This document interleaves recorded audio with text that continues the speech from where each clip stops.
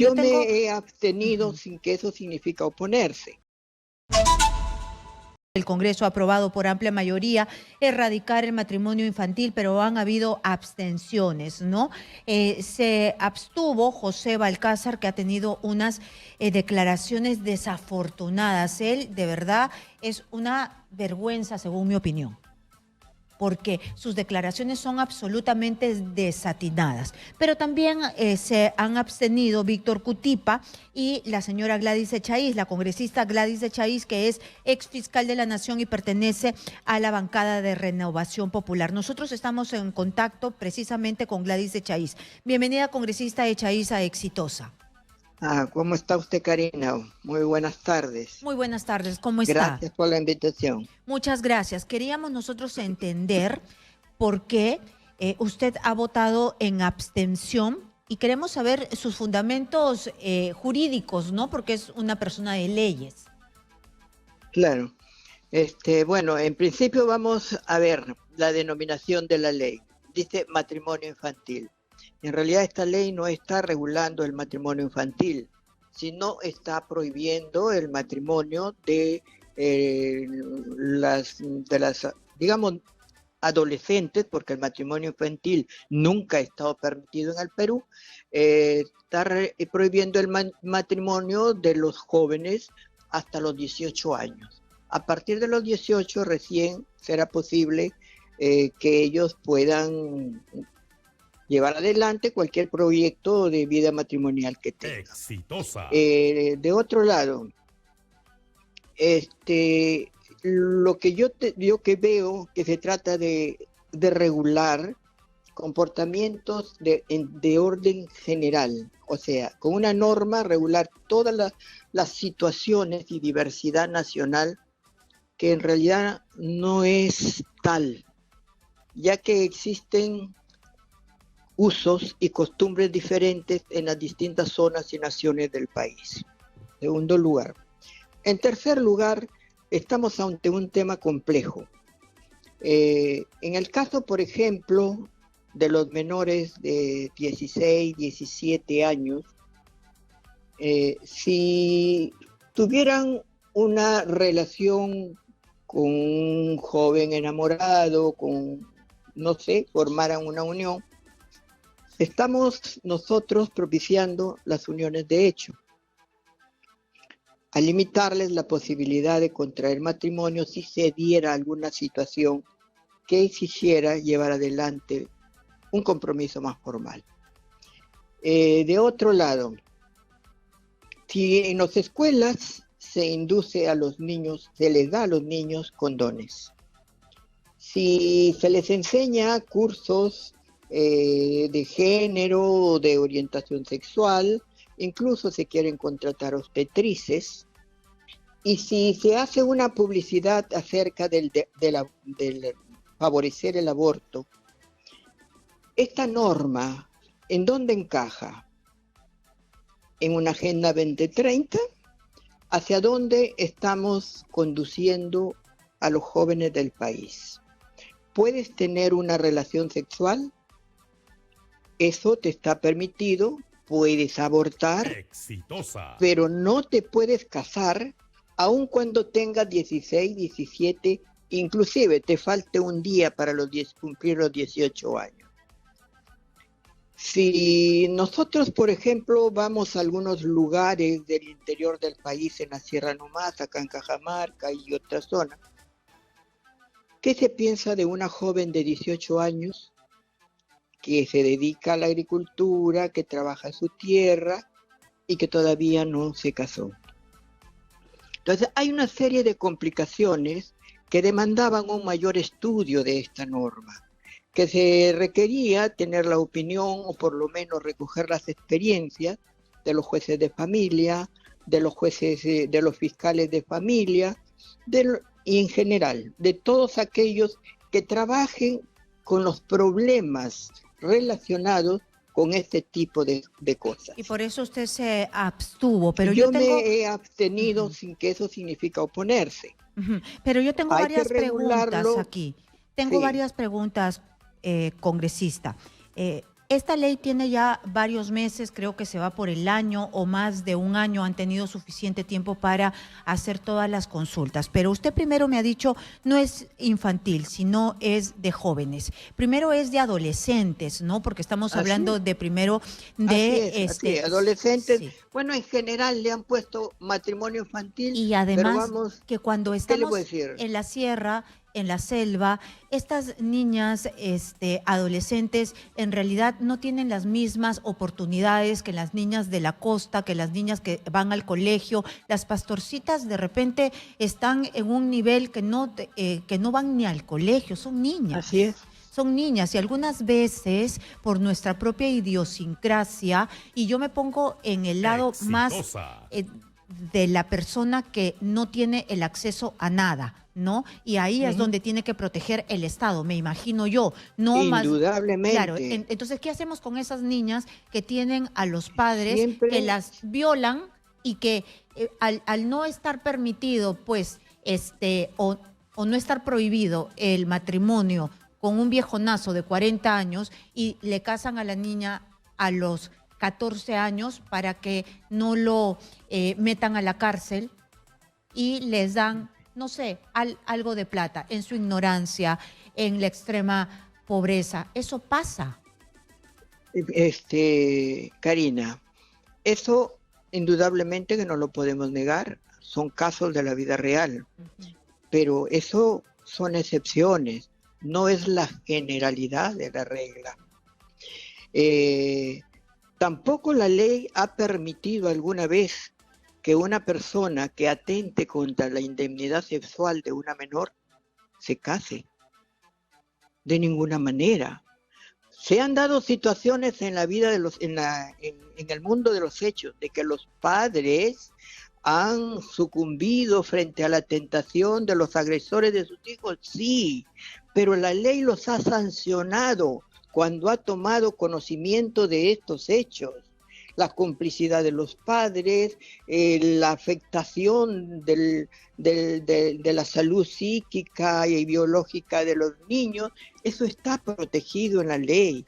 Esos hechos que son de contenido penal son distintos a regular el matrimonio. Incluso, dadas circunstancias muy excepcionales que el juez podía autorizar el matrimonio de un menor de 15 años, lo hacía siempre que hubieran circunstancias excepcionales, urgentes, que, bueno, a criterio de los jueces que ya trabajan y tienen experiencia en estos temas, podía darse una situación de estas, pero no es un hecho normal, común, corriente, ordinario, de ninguna manera. Y las normas penales están previstas para cubrir, sancionar y evitar que se den agresiones o desprotección contra el menor.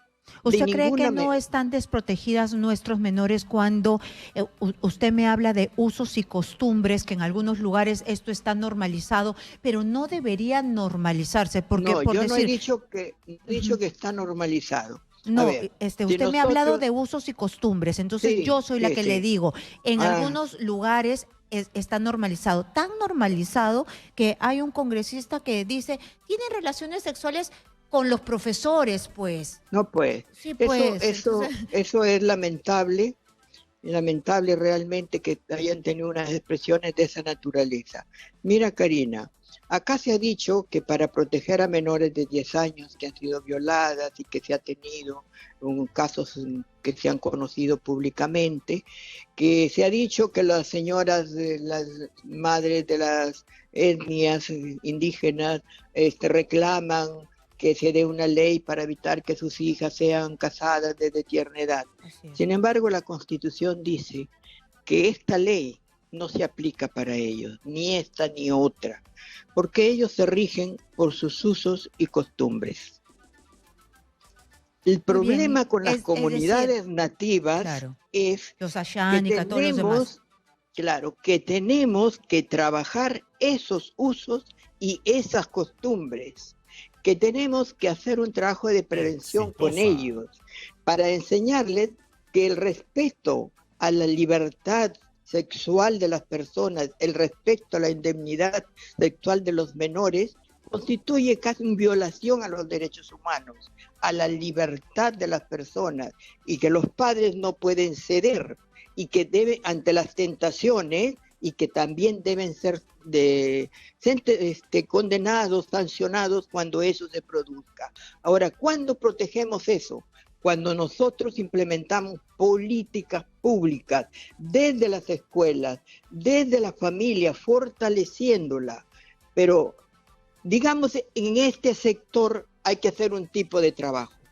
¿Y qué hacemos con el sector occidental?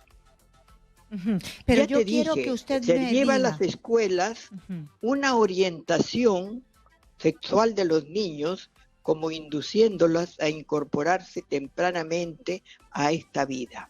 Se les da condones, se les da hay que esto, darles se propicia el información. aborto, pero entonces, ¿qué queremos?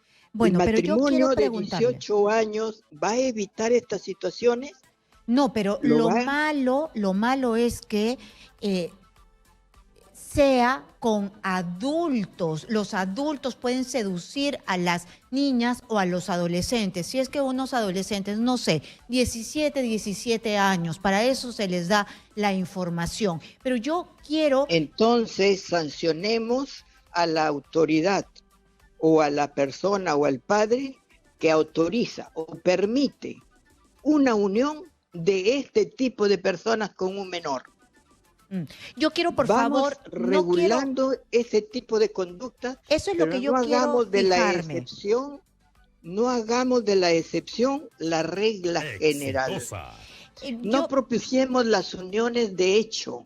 No dejemos en indefensión a las mujeres que de 17 años y 16, 17 años, por alguna razón, formaron una unión o tienen una unión de hecho.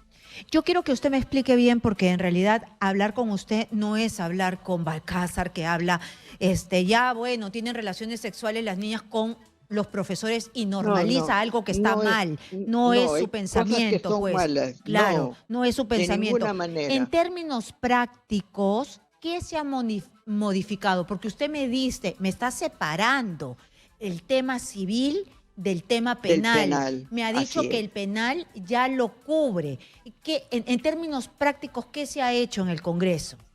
Sencillamente impedir que menores, de 16 años, 17 años, pues formalicen una unión que de hecho ya podrían tener. Y que solamente las mujeres y los varones pueden casarse cuando cumplan 18 años. Que antes de eso, ¿qué podríamos especular? Dada la formación y las orientaciones que se vienen dando, que pueden tener relaciones, pero no casarse. ¿Quiénes? Bueno, pero ¿Cómo entiendo? Pero sí se están teniendo relaciones, porque según todas las encuestas, las informaciones, las niñas que no tienen información empiezan su actividad sexual aquí en el Perú a los 13 años o 14 años. Sí, yo quiero, y eso por es lo favor, que hay que corregir. Yo quiero eso es lo que hay que corregir. Hacerle una última pregunta para que nos quede clarísimo, pero le pido que me responda después de la pausa porque nos gana el tiempo. ¿Qué es lo que dice el Código Penal? Porque si usted me está hablando de la violación, claro que sabemos qué cosa es lo que dice, ¿no? Las penas, pero ¿qué pasa cuando el padre permite esto, ¿no? El padre,